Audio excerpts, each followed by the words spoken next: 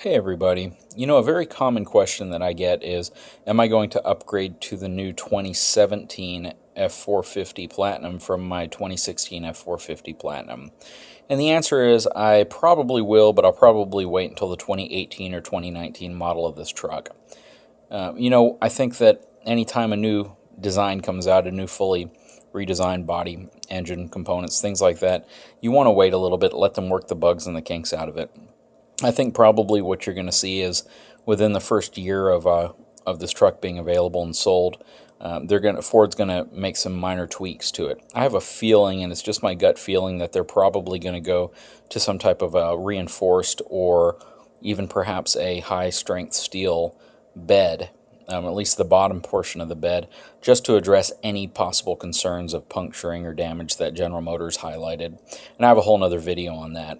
What I also believe is that, they did go with the thicker gauge aluminum down there to help prevent some of that, but it would have been nice if they perhaps reinforced it or even sandwiched it over something like Kevlar, just to help prevent puncture while at the same time still not having to suffer from rust or anything like that. The truck itself, I think, is a phenomenal truck. It's a beautiful truck. I know that I've been a little critical on fully boxed frames, but I do believe that the move is actually probably not a bad move in the sense of not just marketing, but to improve the ride characteristics slightly. From an interior perspective, one of the things that I really appreciate about the truck is the higher quality, higher grade soft touch materials, the things that help it compete a little bit more in its segment, especially at the price point. You're going to pay 75 to 80 grand for a truck. You better get a nice interior. And I think Ford really nailed it. I do know that it's a copy, essentially, or the same use of the F-150 interior, and that was used because it's overall a bigger platform, and it's a really, handsome looking interior. I can't really fault that. What I really do like is how it now provides you with a diesel exhaust fluid level gauge on it, so you can actually pull up on your dash computer the diesel exhaust fluid level, which I think was needed on my version of the truck, and it's good to see that they've brought it into this version of the truck.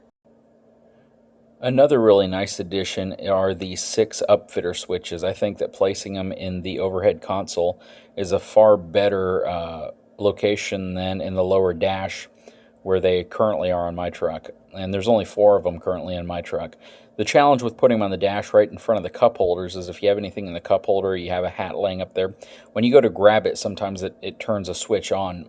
And if you have those switches connected to any type of emergency lighting, floodlights, spots, anything like that, it can turn them on, and you may not even know that you have them turned on unless you glance down there occasionally. But having the 6 of them up top gives you a really nice out of the way capability. Plus, they're already relayed, similar to the current model, but you get 6 of them, which essentially means that you don't have to run additional relays to power your higher voltage equipment. I think most of these are going to be in the 20 to 35 amp rating, and that's going to be enough to power any of your rigid light bars or emergency lights if you have it, or auxiliary equipment. So I think that's a huge feature that they've added, and especially adding the 2 additional upfitter switches. Now, as most of you know, Ford went to a fully boxed frame with through welded cross members on this new Super Duty. I made a video kind of explaining why I think the open C channel design was probably a better design for these types of trucks, given the increased payload that you tend to put over them.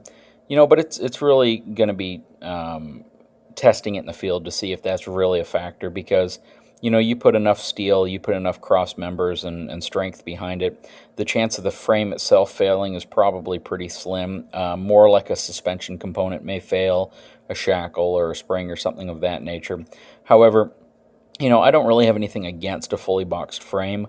I think that it will probably help improve the ride characteristic a bit. It will probably make the truck feel a bit more solid. If you drive a GM or a Ram truck, the heavy duty or a 1-ton truck, you'll notice that the truck feels a bit more solid when you go over bumps, though it's still going to be a relatively rough ride. But I think that boxed frame and the rigidity of the frame does add to a little bit more comfort. And if any of you guys drive a dually, you know that you don't really have any comfort at all when it's unloaded. You really only feel the truck settle down when you actually put a ton of weight in the back, or several tons of weight in the back. And that's where I think a boxed frame will probably help it the most, is when it's unloaded. You'll probably have a little bit more of a, I guess what you could probably describe as a stable ride characteristic.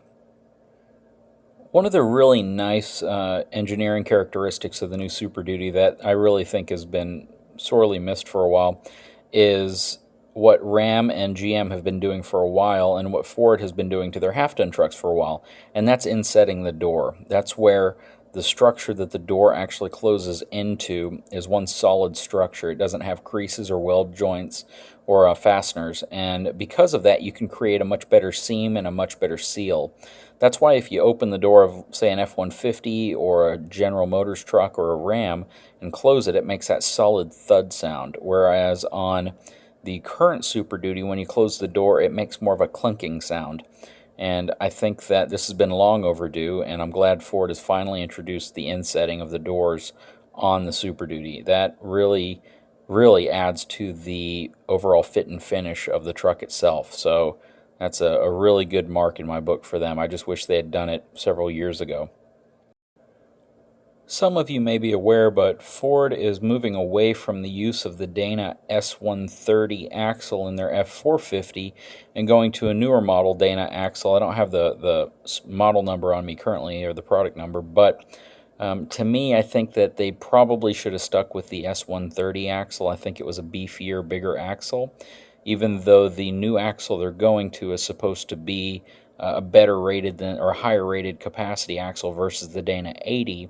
I still think the S130, it was nice to have such a beefy axle under the back of the truck.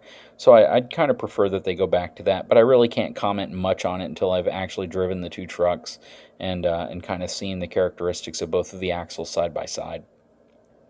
I can tell you that I absolutely love the use of the LEDs, both for the headlights, parking lights, as well as turn signals, and the daytime running lights on this truck. I think they did a phenomenal job. The truck looks futuristic, it looks manly, it looks tough. It's just a very well thought out platform. I think they did a great job there. And again, I think the final question comes down to, if and when I'm going to buy this truck. And again, I will buy this truck. I'll probably wait until, like I said, 2018, maybe early 2019, just to be sure I get a truck that has all the newest software updates to it, all the bugs worked out of it.